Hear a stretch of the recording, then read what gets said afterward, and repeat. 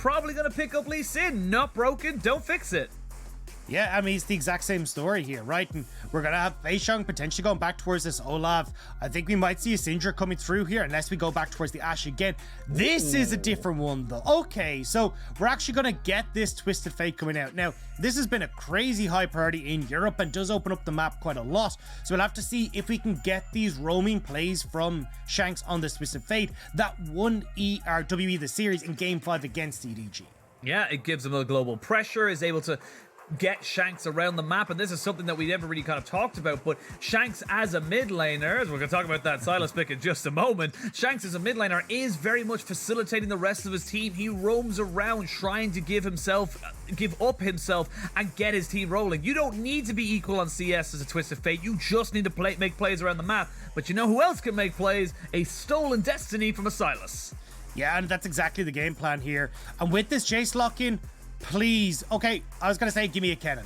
I think Kennen does really well here in that you can actually like try and dissuade a lot of the short-range bruisers that you have on EDG's side, but they're going to go for the Camille instead. So going for the tried and tested. This is going to be a all-in on Breathe composition. You Destiny up there, you get the lockdown with this Camille, and hope that Breathe is going to be big enough to try and carry you in the later portion of the game. So from EDG's side, I'm going to start banning away things that are just going to like free CS on that bottom side. Ezreals, things like the Aphelios, things that are just going to kind of slowly but surely farm themselves out on that bottom side.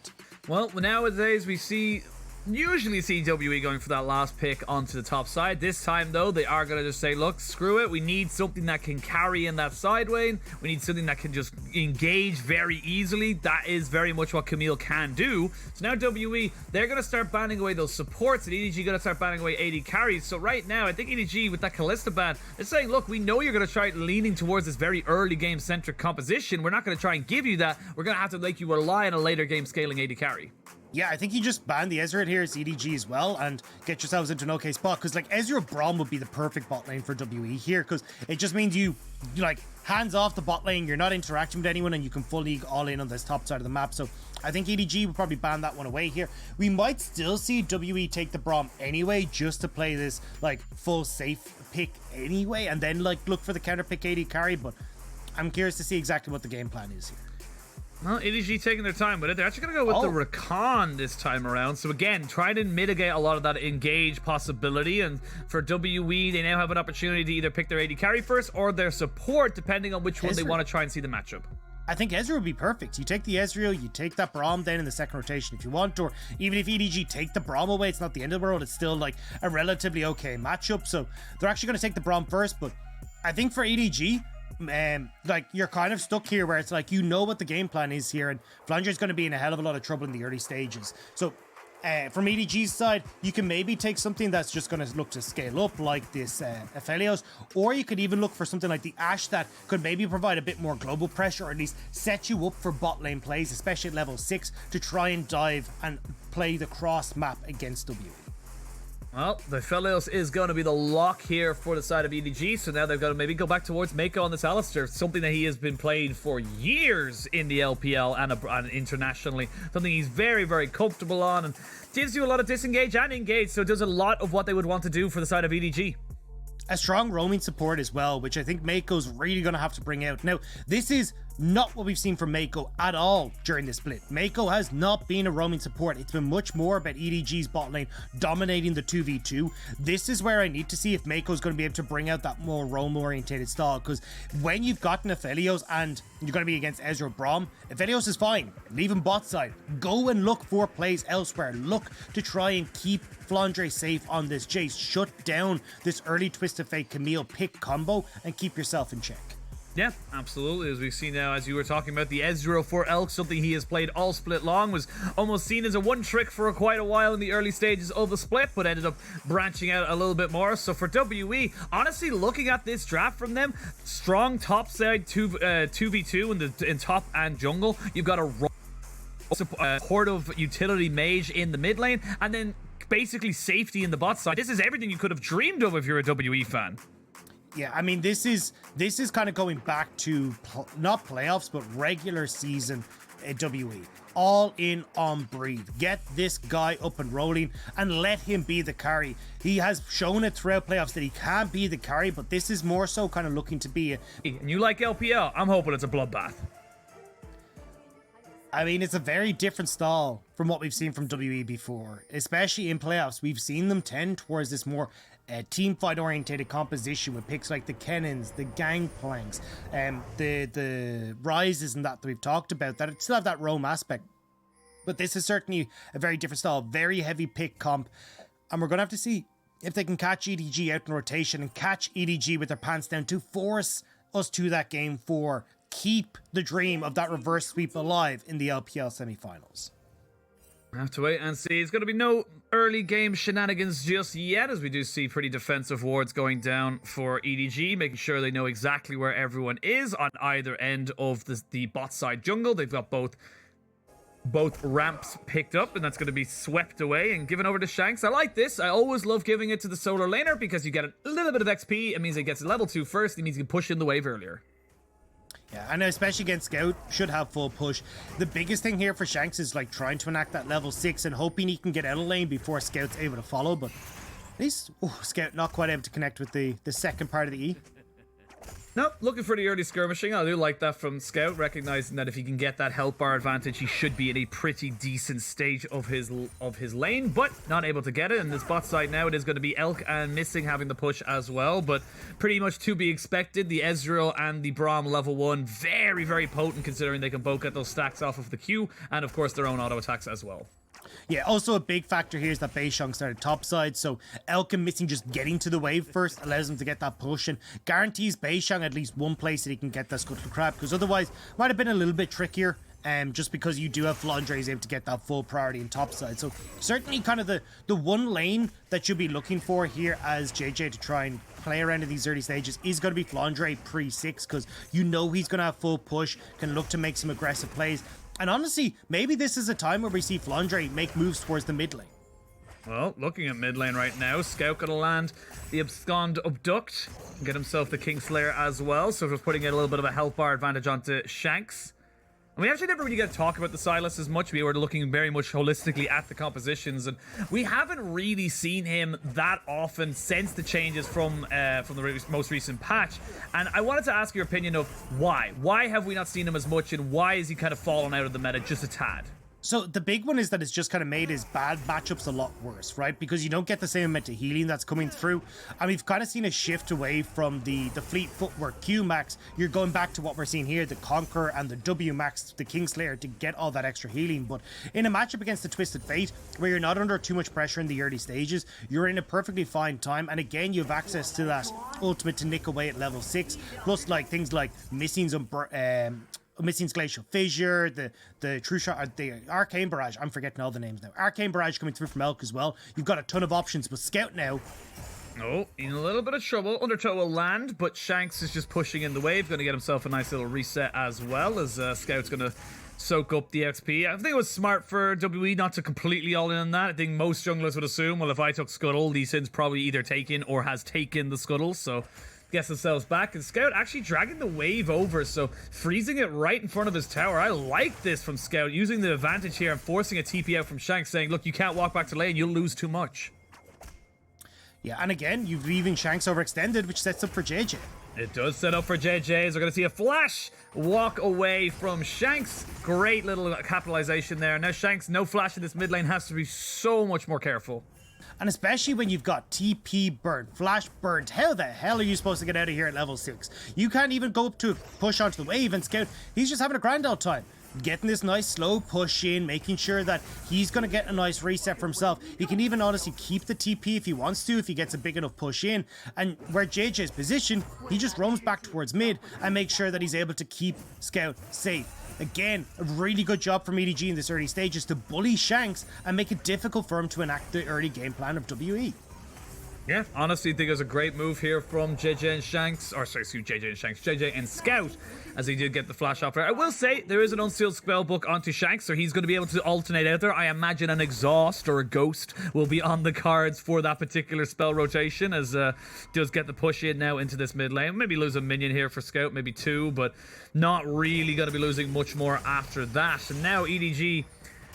they're going to be pretty fine with the way this early game is going. They're going to be a little bit behind in gold, natural with the loaded dice passive from Shanks, and they're going to be okay with how everything is started for them, knowing that they're going to be able to scale very, very nicely into those mid-game team fights. Yeah. I like here, though, WE responding well, right? They're like, hey, this is going to be a bit of a slower time for us getting action onto the map. Let's get these dragons. Let's make sure that it's a little bit easier for us to have a bit more time before these dragons become a real factor for EDG. But with Jiejie coming across, Meiko Viper having push, it's actually going to be Jiejie up to force them away. Yeah, Jiejie was looking for something mid. Actually, don't even think he was looking at the dragons as such, but did see that something was a miss, shall we say, and now found himself out. But now Flandre, recognizing he can't get a kill into top side, but maybe can get something into mid. Gold card has been used. Shanks will take a face full of accelerated shock blast, and now Jiejie, now that he knows exactly where the mid laner is and the top laner obviously in top, he can go safely and take that dragon. So first dragon at EDG. Yeah, and again, this is nice for EDG to start these dragons stacking. I like what we're seeing from Flandre as well. We said at the beginning, hey, look, if you've got full priority topside, can't really push in onto the tower because you're worried about where Beishang is, just roam mid, like this. Yeah, roam mid like this and get yourself in. They're going to see some happy feet, but not happy enough. That's first blood again to Jiejie. Great kickback on the Beishang, who did not have the Ragnarok. And Flandre accepts the gift in open arms and says, thank you very much. 1,000 gold lead now, just a little bit under for EDG now. Yeah, Flandre, the guy who doesn't get very many resources from EDG is like, for me? Really, guys? I get a kill, but just nice job here from Scout, right? Moves in with the Destiny. Very little that you can do here, Shanks, especially when you've already blown that TP earlier. Great kick from Jiejie before Beishang hits level 6 as well. Crucially, because Beishang's been trying to play keep away all over the map, losing out on these timings that he's been able to move and also the kills, it means that Jiejie has been able to get these this level 6 first and punishes greatly for it. That is nicely done now by EDG. They will have themselves 2 quick kills on the Flandre and Jiejie and 2 assists here for Scouts. So very good start to their early game. And this is kind of a disaster here for WE. They didn't get the early game start they wanted. They didn't get the advantages they were looking for. And it's actually the first Destiny play to come out of this game was actually from Scout. It wasn't even from the Twist of Fate. Yeah, now though, you got to see if you can actually use this timing as Shanks, right? You know that there isn't going to be no follow-up, apart from the TP the Scout has, so maybe you can make the quicker plays. Beishang moving up here, Jiejie start to respond though, and the river is in control of EDG, so Flandre playing it very safe and making sure there's nothing WE can do. And honestly, this is a bit of a disaster for the Twist of Fate now, because he can't really leave this lane, and we see Beishang hovering towards this top side, seeing if he can maybe get something onto Flandre. They will push Beishang out of the river brush, but you see it engage on bot side. EDG looking to try and maybe get on top of Elk. There's the Moonlight Vigil, going to only land onto missing. The heal has been used by Elk. They are trading this back very, very effectively, though, as Meiko takes a lot of damage. Mid lane, though, we see Shanks getting burst down, almost down to about a fifth of his HP. And that's going to be him backing away, cannot stay in this lane. That means it's a free Rift Herald, because you just don't have pressure in any of your lanes.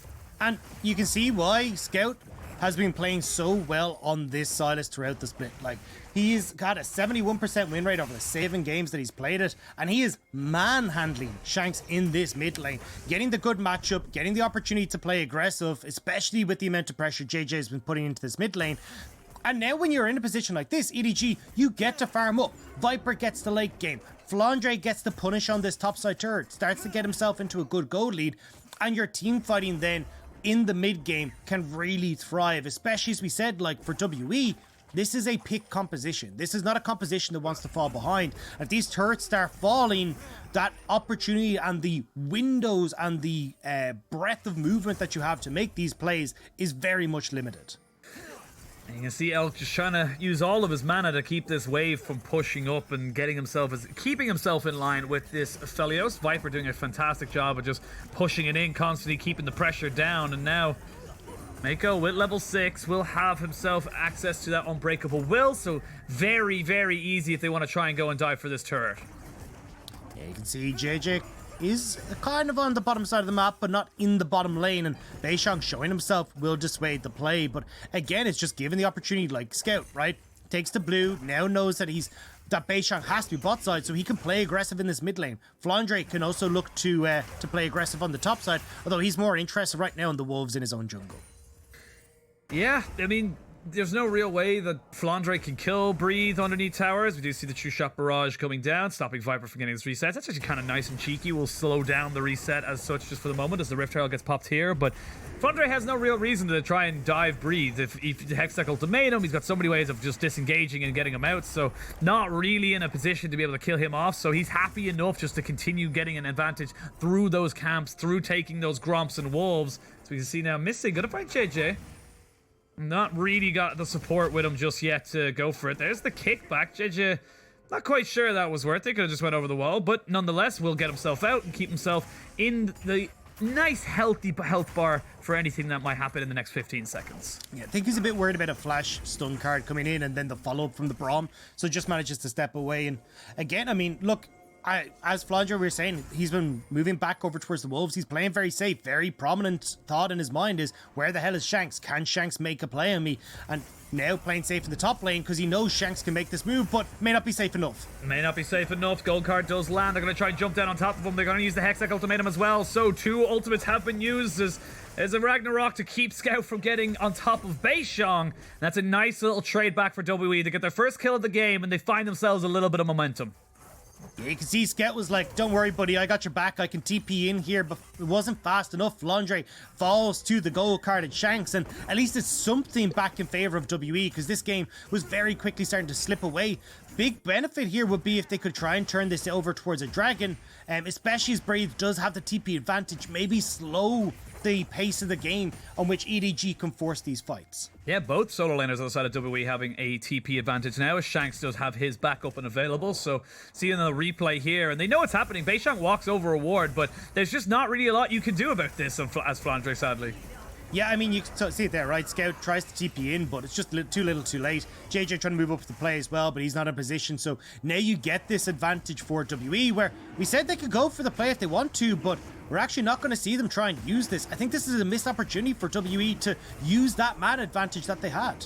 Yeah, I think they're just a little bit afraid of losing too much on that bot side or even on the mid lane, because they just had to get back and clean up those waves. And sadly for them, that means there's going to be 2 dragons and an Ocean Soul now on the cards for EDG. They've got themselves 2 out of 2 objectives. They're going to look maybe for that. Actually, the Rift Herald as well. So 3 out of 3. As we can see, Elk trying to get a bit of a reset in. He should have his Divine Sunder up for him, should he want to pick that one up now. And we'll wait for the next Destiny Gate, I guess, for the side of WE. But I wanted to ask you, where does EDG go? Where do EDG want to be taking their fights? At 4 minutes, they're looking at Dragon. Like, they're all on the Dragon. This is classic EDG, man. They just want to look towards these Dragons. Bot lane is going well for them as well. Viper and Meiko getting some plays for themselves down there. They've got Flandre in a decent spot. Despite the fact he's dropped 1 kill, he's got a kill for himself as well. He's got that CS advantage.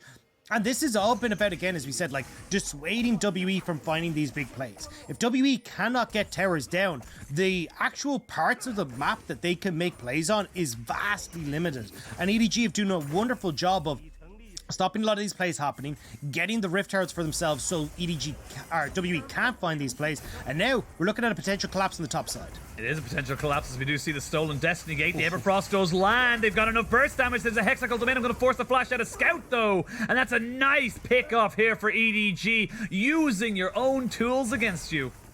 The classic Sylas way, taking your tools and just being better with them. Now Beishang is stuck on the top side and he's on his own. This could potentially be EDG's first turret of the game. You can see Elk and Missing trying to trade this on the bottom side, but going to be a quicker take up on this top end. Yep, you've got 4 members, or 3 members, I should say, of EDG now on that top side. You're going to be able to Scout and Flandre, so the Jayce with those triple auto attack steroids going to be able to do it. They're going to donate all the local gold they can to Scout. That's going to be enough of a movement here for EDG to get themselves a 2,000 gold lead. We'll see Elk and Missing maybe be able to take down this turret. They should be able to push in this wave, and it should go down as well. So still a trade of turrets, but still a kill in favor of EDG. what sucks for WE though is that Elk and Missing are stuck on the bottom side to take the turret, right? Flandre now moves in, he pushes in this bot side, he gets a bit of pressure. You've already got this extended lane on the top side, and EDG can look to move over towards Rift Tower. They're playing the map better and quicker, which means WE are missing out on this tempo that they just need to try and match EDG. As you can see here, right? You've just reset as Elk. Phenomenal. EDG go and take the Rift Tower out. Yeah, we have a look at this replay on the top side as Flandre just knows he can go as ham as he wants to be because Scout is on his way. Yeah, I mean, gorgeous Everfrost as well. Like, knowing there's only one place that Breathe can go, and it ends up catching him out. Really well done. And now you've got Rift out. You can crack open this mid lane turret. Again, push back WE. Keep this TF honest where you can constantly spot him out. Make sure that he's not able to make these cross-map plays. Because one of the biggest issues when playing against a Twisted Fate is the second he's gone, okay, has he reset? Is he rotating topside? Can he Destiny top? Is he moving towards mid? Where is he going? Trying to keep this like pressure in and keep those opportunities for Twisted Fate at a limit is your biggest win here if you're playing against a Twisted Fate. When I look back to the interview what Flandre did, what we saw just before coming into the draft of this game, is that if we can just keep WE from owning the pace, from keeping them from making aggressive plays and dictate where we can and cannot fight, we feel like we are the better team. We feel like we can do better than this, and this is exactly what they're doing. They're just stopping WE from having these pick comps, from having the opportunities, from getting themselves back into this series, back into this game. And for the side of WE, you got to try and break the chains. You got to try and figure out a way of getting past this blockade that EDG have put in front of you. Otherwise, it's just going to be a rinse and repeat of game 1 and 2. Yeah, and it feels like we're starting to see a bit of that inexperience come to fruition where they had that game 2 in their hands and not able to find the fights that they would have been able to win if they played towards their compositional strengths. Now in game 2, they're getting caught out. They're getting caught out, missing, going to use the Glacial Fissure to try and get them out, but they're not going to have enough even with the heal. That was just too clean, Dagda. That was a death assembly line. Boot him back. There's the next one. On to the next pair of hands that just finishes him off. That was so well played by EDG. And now mid lane tower is going to fall. Yep, they cannot defend it. Even without minions, it does not matter because they can just burst it down. You have got too much damage, and this game is starting to snowball a little bit out of control. You go from mid lane pick to mid lane tier 1 to bot lane tier 1. This is just EDG going from strength to strength to strength, and WE just can't find an answer. And in 15 seconds, you got Dragon. How do you try and contest this as WE? You got a single item kind of across the board, but EDG's top half of the map are just so much stronger. Viper even has the Gale Force right now as well, so he's going to be relatively safe if you try and make a pick on him, and you don't control the map.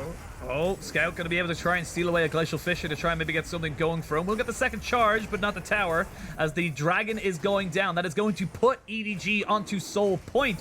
And this is the EDG we know and love. This is the EDG that, yes, they are just doing this low kills. It's not very exciting, but my God, does it feel fast-paced with how they go from strength to lane, and just picking up every single thing. And now they're in such a commanding lead. I know it's a 3k gold lead, but just the compositional difference makes this essentially a 6 or 7k. And here's our assembly line of disaster for missing. But again, like, this is kind of a problem for W. Like, they're trying to see if they can set up for picks. They're the ones getting picked off. You've now got 4.5 minutes until an Ocean Soul for EDG. You have to fight, and you haven't had an opportunity to get any sort of picks going. Breathe needs 2 more items underneath his belt. He needs the Ravenous Hydra and that Sterk's Gauge before he can really play in towards these fights. I look at Shanks, he still hasn't got his rapid fire completed. I don't think he'll even have it completed, honestly, before this next dragon spawns, which is such a big tool for this Twisted Fate. The only person who's going to be at a relatively strong point will be Elk, but even Viper and Elk before this game were like, hey look, an AD carry can only do so much in this meta. Yeah, the meta is very much stacked against AD carries in certain regards. You cannot just 1v5 as you used to do. As Breed pushes in bot side, Scout puts himself into the brush, trying to find something there, but you see EDG just roaming around. They just own every single inch of this bot side. There's nothing you can do as WE. You're just hoping for scraps. Let's have a look at the CS differentials. 40 in that mid lane, 10 in bot side, 10 in top lane. It's just getting harder and harder for WE. And this, for me, is a big confidence boost for EDG. Like, when I looked at EDG against WE, initially I was like, they're making too many mistakes. It's why WE were able to take the series in round 4. I looked against LNG, I was like, yeah, EDG, we're starting to get you coming back into the swing of things, but definitely it's more punishing LNG's mistakes, not the ones coming out with the early leads. This is the EDG that I wanted to see in playoffs. This is the EDG that, if they win here, can contest FPX and look like our second seed from the LPL.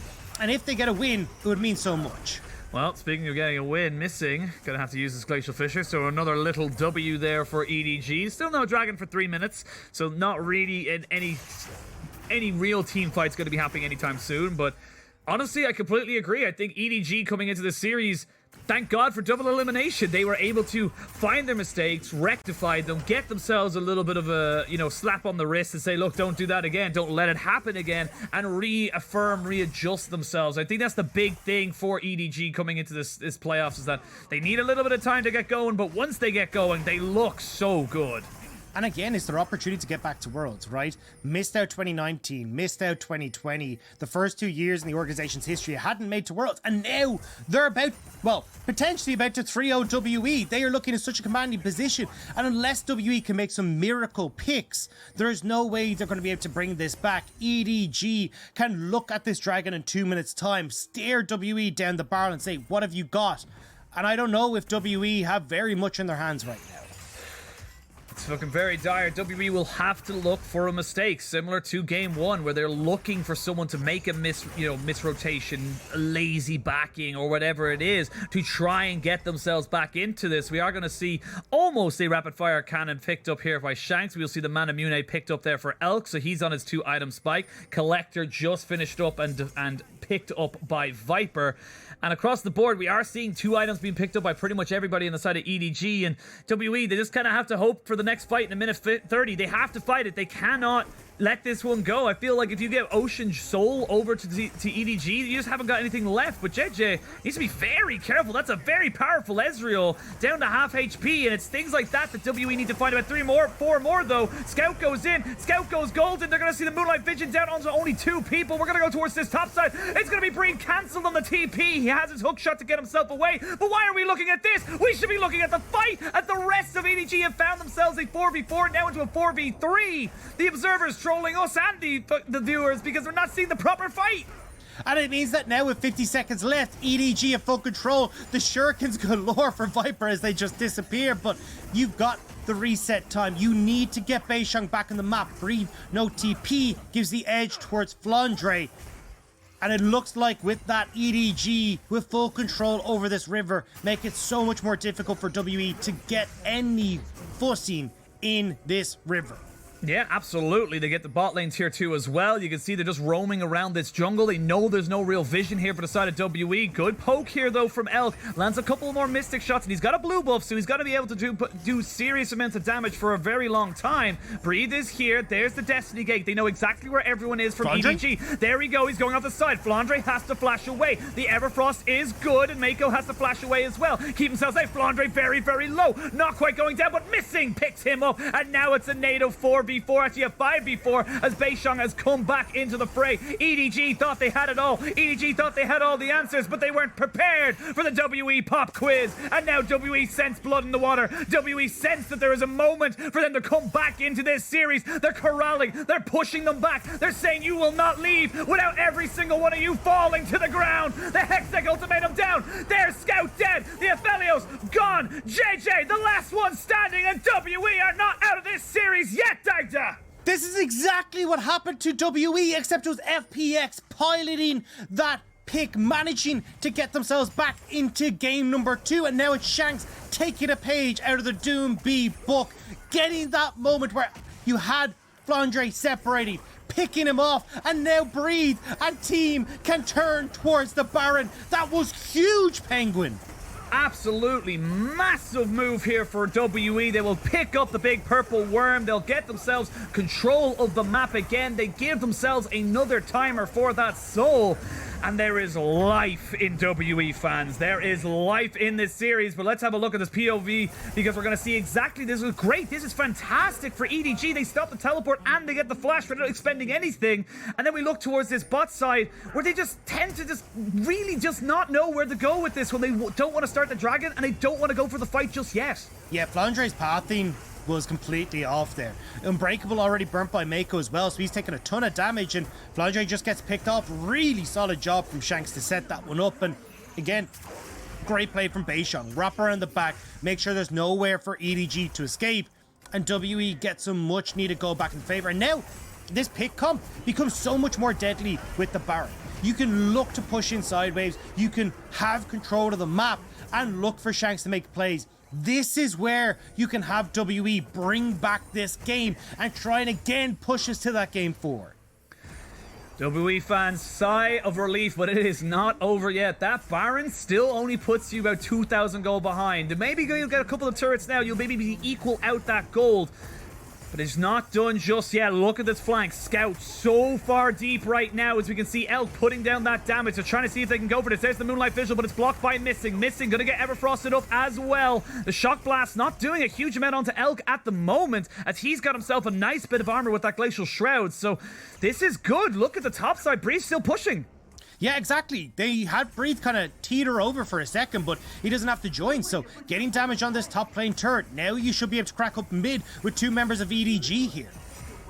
This is good from WE. It's exactly what they needed. They'll equal out the gold. They'll get themselves a couple more turrets. They'll keep themselves moving. Again, still very, very close. And you still have a Dragon Soul available in 2 minutes for EDG. This is where EDG need to try and just collect themselves and bring them back. WE, yes, they got a little bit of a momentum, but for EDG, this is a test. Can you survive it? Can you just stop yourself from losing everything off of one team fight?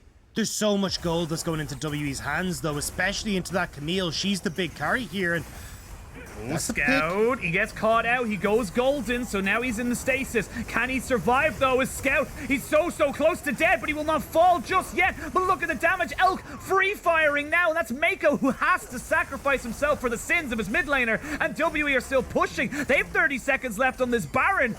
I don't know if they can go for the end, but they're definitely going to crack open the base. I mean, being able to crack up the base is insane. That gold lead that you said was bang on even is now swung in favor of WE. The picks, the turrets, massive gold swing for WE. And now you have a minute until this next dragon. Someone has to be permanently mid lane for EDG, which means you have to separate the team. You have to give that moment to Shanks. We can look for the pick. He can look for the play with Breathe. And especially when you're able to get full vision control over that area for WE, it's such a big win. And we'll see it here. Rapid fire cannon coming through from Shanks sets up that pick onto Scout. And as you said, Meiko, he just has to be the one that bears the kind of the sins of his mid laner. Gets caught out here. Breathe finishes him off. And that is such a massive swing. An entire GA bought for Breathe off of that one play. That is insane. And you can see now these extra gold, these kills, this map pressure, it's doing a lot for WE. It's not over just yet. TP from Scout from the base, going to put himself here. 30 seconds until this dragon spawns. We have got 3 items for the Ezreal. You're still waiting for that 3rd item here for Viper, so he's not really at a big power point just yet. No Baron to trade, as EDG just push themselves in mid lane. They're looking to say, look, we can push this in. We can look to try and end this one up if it ends up going that way. WE, though, catch themselves someone looking a little bit too close to the sun. Jiejie does lose his stopwatch now, and this is going to be a little bit more difficult for EDG. WE doing a great job of just keeping them at arm's length, putting in those missing shots. We go forward. Scout tries to find somebody, can't find Elk, has to use his Hexag Ultimatum now on an unopportune target, and Elk is free firing. They're going to try and get onto Viper. Viper forced to use his cleanse and get himself out of this fight. Hextech Ultimatum into the GA. That's Breathe. Gonna be respawning very, very soon. This dragon down to about 3,000 HP. Is it a bystander? But there's Flandre right on the Shanks.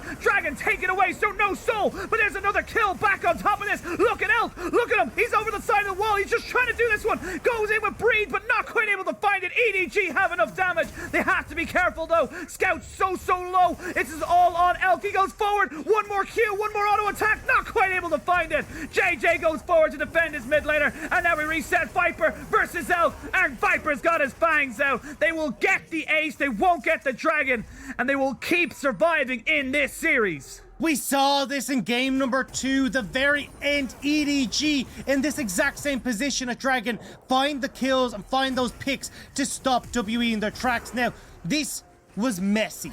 Scout tries to go in here and manages to get onto Missing, but Breathe is caught between a rock and a hard place. Shanks goes onto Viper in the back line, but there's no one to follow up, especially as Viper cleanses away. And you're just missing these opportunities for anyone to follow up with Shanks. He's got so many gold cards onto the back line, and while this is all going on, the fight in the pit for Dragon's raging. And WE just don't have enough damage left in the tank. The team fight composition's on EDG's side, and no matter how much Elk pokes and prods, there's just so much more available on EDG's side. Massive move though for Beishang, getting that dragon. Stops the soul from going over again and just keeps WE alive. WE still not out of the woods. You can see how close 1 or 2 mystic shots land there, and that is a completely different fight for the side of WE. Elk probably pops absolutely off and gets himself a huge pentakill if he can muster it, but Baron now available, and Baron has been started. TP is going to be used. They've got Breathe in this bot side. There is the Destiny Gate going to be used as well. So they've gotten all 3 globals out of WE, and they've done nothing with them. There's the gold card available, though. They know exactly where Shanks is. And with the Crescendum, they're able to keep everybody away. Put down that little turret and push it in. But Super Minions are still pushing. And that means that WE will still be able to get themselves a nice little bit of pressure and maybe look for Baron themselves. But that's all that EDG wanted. All they needed was to get the teleport off of Breathe, remove that pressure that was going to cause them issues on that bottom side, and also getting the Destiny from Shanks was just a nice cherry on top. Now Flandre can push safely on this bottom lane, knowing he can always TP to some sort of Baron play. Big to notice as well, Breathe does not have GA coming into this next fight. Beishang does not have his stasis either. And this is now a 3-item Aphelios. Not the traditional 3-item Aphelios. Did go with the Lord Dominic's Regards as a 3rd item, so we're still waiting for that Infinity Edge. So not exactly the best of spikes for him, but I can see why he would go for that. A lot of armor being built up by Elk and, of course, by the rest of the team of WE. So getting that effective damage down. And oh, Dagda, this game is getting so close. It feels like one mistake, one outplay. That could all be what it could be, the difference between winning and losing. And it feels like for WE, it rests on Shanks. It rests on Breathe. The solo lane savants need to step up here. They need to make this play happen. It has to be a pick between these two onto Viper. Viper's cleanse about to be back up, so it needs to be this like 1-2 combo where you burn the cleanse. But here we go. Oh, Jiejie almost gets in behind someone, but Shanks with a fantastic flash keeps himself alive. Breathe is not here. There's a 5v4 at the moment. Great trigger discipline there from Jiejie, not using his ultimate, so he still has that available to him, but 1 summoner down now for Team WE. Breed starts to collapse though. They have no vision on him. There's no vision in EDG on this bottom side, but they are playing towards this top half of the lane. Minute 30 or minute 20 even till that dragon spawns, and this is a very quick Baron take for the side of EDG. They could trade it. They're not the ones who have to be worried about that soul point.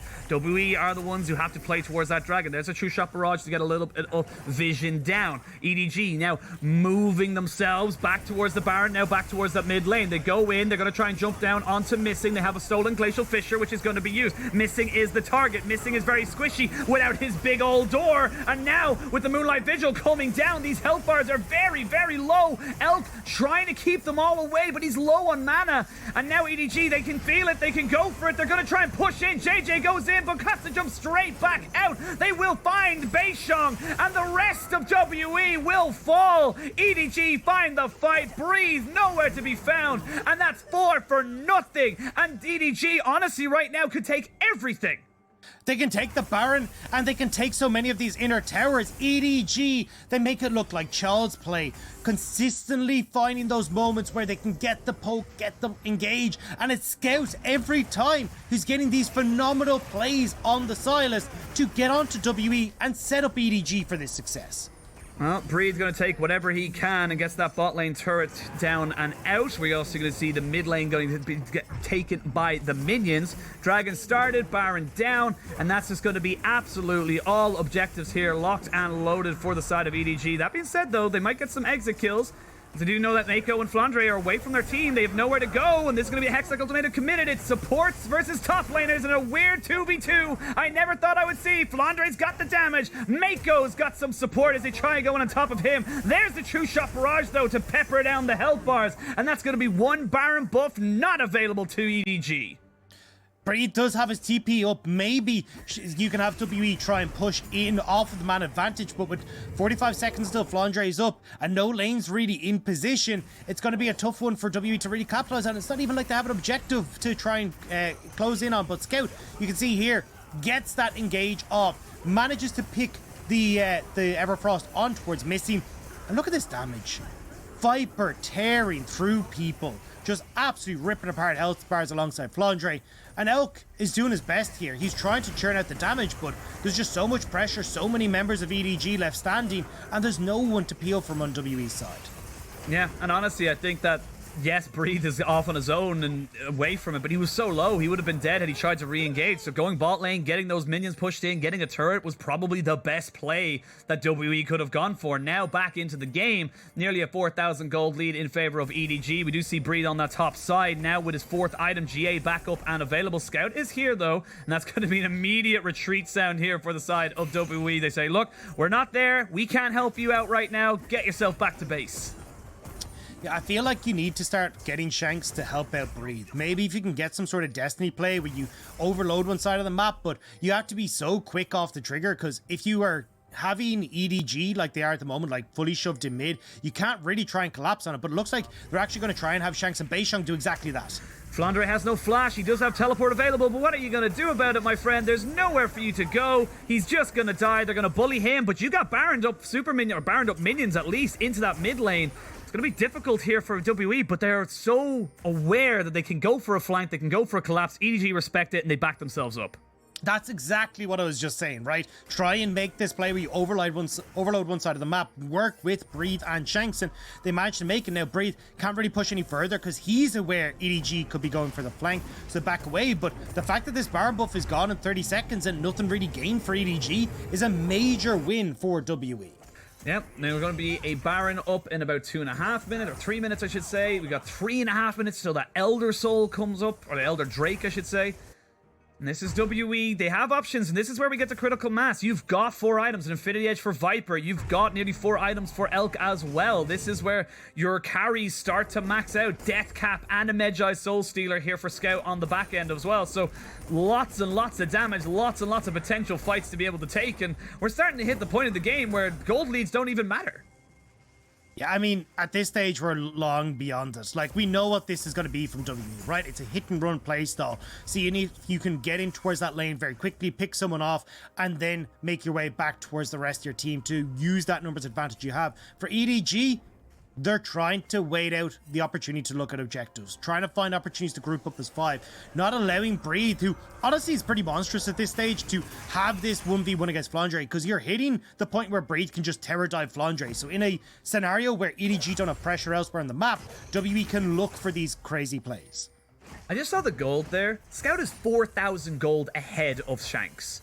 Yeah. He is 4,000 gold ahead of his mid laner. He has over 100 CS more than Shanks has on this Twisted Fate. I don't care how loaded your dice are, you're just never going to make that one up. That's just too much gold in your back pocket if you're on the side of EDG. But like we said, great to have, but you got to be able to utilize it. He's now full items. He has no more space for pink wards. He's just hoping to have that Medjai stack up and going. You've still got a Lich Bane and possibly another little bit as well for the side of Shanks, so he's going to be scaling up a little bit more. WE though have found their window. They've actually pushed in top, they've pushed in mid, they're starting to get some control on the map, and this is where it does get dangerous again as you end up separated from EDG trying to deal with multiple lanes. You got to be so careful, but with 1.5 minutes until this Elder Dragon, WE doing the right things. Reset early, look to get vision control in the river, and you can then maintain it for a much longer period of time, as EDG looked like they'll reset around the 50-second mark. So the idea here is WE going to be playing off that vision, try and look for picks off this faster reset and using that tempo that they have. Looks like they're going for a 1-3-1 first, as EDG will start to push in this mid lane. Yeah, Viper did pick up a stopwatch as well to try and keep himself alive. Let's have a look at the summoners right now. So everything pretty much available for either side. You're missing a TP on Breathe, and you're missing a flash on Jiejie. Actually, a flash on Meiko as well. So got an opportunity. Yeah, he's got a bit of movement for him. He's got level 16 now, so his Destiny Gate up pretty damn quickly as he's gonna pop that, keep himself alive, and then go back towards the thing. It's just a pretty short cooldown. Actually, should be up at about just a little bit after the dragons, so this is where it gets a bit tense. 40 seconds till that dragon spawns. 30 seconds till the Baron spawns. So two massive global objectives coming in to this next fight. GAs available for both sides. You got your Lee Sin, your Olaf, and of course the Camille. Beishang takes a good chunk of health off of him, but he should be able to sustain it back up. Honestly, I think you have to base race as WE. You can't try and look for this sort of play where you're going to go 5v5. You can already see, right? Elk taken out of the equation, 15 seconds left. You need Breathe to go towards this top side. Maybe you can have Destiny come in to join him on that. But if this Elder Dragon goes across, you lose Baron as well. It's going to be so messy. Well, you're just going to trade it. They're going to go for Baron for Elder. That's what they're going for. They're looking to try and just make the trade here. WE making the conscious decision to say, look, you can have the Elder, you can have the team fight buff, but we feel like we can do a little bit more with this Baron. So it's a trade of objectives. The big purple worm for the big silver Drake as we now go towards this bot side. EDG might just look for a brace race. Yeah, and I think this favors WE, to be honest. You've got Camille, you've got the Lichbane complete, well, should be completed soon for Shanks, but they're actually fully reset and use the Baron Enhanced Recall, but this is what EDG wants. They want to fight you 5v5. I know they want to go for it. It's just I feel like they wouldn't have had time. They weren't set up to get everyone on that top side to make the base race work. Base has been cracked. Inhibitor down. Missing. Now kicked back into the team and deleted from the side of Summoner's Rift. WE, you tried so hard. You tried so hard to get yourselves back into this game. But it's going to take an awful lot more than just one Baron buff. They've got decent damage from Elk coming back on top of this as the EDG back themselves up. They get the one pick and then they may look try and re-engage with the minions. You've got so long. You've got a minute and a half that you still have to defend against this. Baron creeps are helping because they're keeping the other minions at bay, keeping these minions from hitting the turret. Maybe WE can hold on as Missing spawns in 20 seconds. He spawns in 20 seconds, but you can see the poke damage just doing so much from the side of this Jayce. 3 games in a row, Flandre was able to get this pick, and it's just been absolutely insane with his damage before the fights could even start. Now, minions have been dealt with. You are now looking at a 4v5. The Braum should be respawning very soon as they look to try and go for this fight. Scout fishing with a hook, not going to land anything just yet. There's the Everfrost down as they get a lot of damage on the Beishang. They're looking for this fight. Jiejie has to get himself back down. He cannot go for this fight just yet. We're going to see Missing jumping in front of Elk. He knows that if Elk falls, this game is all but done. They don't have the resets just yet. As we go forward with it, there's a good Shrelda's Grudge proc onto 4 members of EDG, and now they're kind of running away. Now they don't want this fight. They have the Elder, but they don't have the health bars. As we can see Shanks Breed going forward to try to find this fight. As they look for it, the Glacial Fisher is there. The Breed has gone into GA. They're going so far forward. They're trying to get on top of JJ. But look at Flandre. Look at Viper. They're just putting down the damage. There's nothing to do. It's Elk versus the world. But there's an Elder buff on this team. I don't think he can do it. It's 3v2. Elk tried his very best, but no, he cannot. He will not. And EDG will take the fight. Triple kill for Flandre. 3-0. EDG will mark their ticket to Worlds and have a date with FBX in the LPL Summer 2021 Finals. EDG, with the last few seconds of their Elder Dragon, will find the fight against WE, take themselves towards finals, find themselves on that ticket, on that plane towards Worlds, and what a phenomenal 3-0 from this squad. Great play from both squads, and like I said, similar to the FBX series, this does not do justice to how well WE played. They looked like they could have had it in game 2. EDG fought back. They looked like they could have maybe changed it around in game 3, but EDG just too strong. And now we look forward to next week, our top 2 teams in the regular split fighting off in a best of 5 for that #1 spot, that LPL championship. Next Thursday, FBX versus EDG. My God, that is a juicy final. And I think what really showed in this series was the veterancy of EDG being able to trump the inexperience of WE. In game number 2, we saw where WE had this opportunity to fight back. If they played towards where their composition was strong, they should have been able to close these out, but EDG keep the cool heads. They don't pull the trigger too quickly and they find the victory. Game number 3 here, WE had defended. They'd shut down EDG, they'd pushed them back, they'd successfully done the impossible, and then they take that step too far forward. They tried to fight when that Elder Dragon's still up, and against things like the Aphelios, against things that are going to deal so much damage like this Jayce for Flandre, you just cannot go for that, and it cost them everything in the end. It was so close for WE, and it's not all doom and gloom. Of course, they will now drop into our regional qualifier. They have that to look forward to next week, but oh, great game from EDG. I really just want to make them just really praise them coming into this one, because we had question marks. They did not look great in their first series against WE. Even the LNG series, we were like, all right, LNG kind of not looking spectacular themselves, but this was a standout series. This was the players that we've been harping on about all split long. Scout, Viper, Flandre, these guys stepping up and putting EDG back into a position where they say, look, no, we deserve a shot at FBX. We deserve a shot at the title. Scout had an incredible series. Like, the way he controlled the fight on the Syndra at the end of game number 2, his control of Shanks in this game number 3 as well, from the laning phase to him making the first move with the Destinies, even the consistently finding ways to start off these fights with this engage coming through from the Sylas. Scout played phenomenal, and as you said, Flandre Jayce 3 times, wins 3 times. He was top damage at least twice, if not 3 of those games as well. Look at that. Just look at that damage, man. At 35,000 is just absurd. God, Elk. 3 games in a row, EDG showed that they were not afraid to pick this for Flandre, and we can see why. It was just so good at setting up fights for EDG and getting them into winning positions to come out into this series. And we gotta talk about our MVP. It was Scout. Scout honestly, if Scout's he's MVP for this game, but he's my MVP for this series because he was phenomenal throughout the entire games. The good, the bad, everything. He was Scout, the quintessential Scout that we know and love. Yeah, absolutely insane. I mean, MVP game number 1, and definitely by far and away the shining light here for EDG in this game. His engages were absolutely insane. His roams shut down everything that WE wants to do. He said, look, WE, this is a composition where you need to be able to use this Twisted Fate to get these advantages. Otherwise, the team fights are not going to go in your favor. Now, there's 1 or 2 dodgy ones there because WE's team fighting is exceptional, but Scout shut them down so often, made sure that they weren't able to actually get in a position to fight back. And EDG, they close out the series in a 3-0 manner. And I kind of feel sorry for El, because look at that damage graph. 52,000 damage from tried. This Ezreal. But he tried. yeah, you just can't stand against Scout when he's on form like this.